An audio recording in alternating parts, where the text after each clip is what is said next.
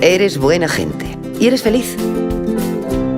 Desde que terminaste la carrera vienes acumulando títulos y cursos, sin dejar de experimentar en el huerto del chalet de tus padres. Hoy recoges con éxito tu última cosecha y te sientes lista para viajar a países lejanos, para que tu conocimiento erradique el hambre en el mundo. Pero cuando llegas, descubres que esta gente inventó hace siglos las técnicas de cultivo orgánico que tú les ibas a enseñar. Pero, Carmen, ¿crees que lo que has hecho tiene sentido? No sé, yo solo quería cooperar.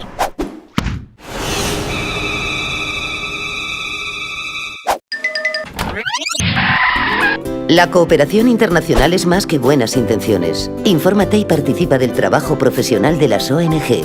Cooperar está dentro de ti. Mira cómo podemos hacerlo mejor.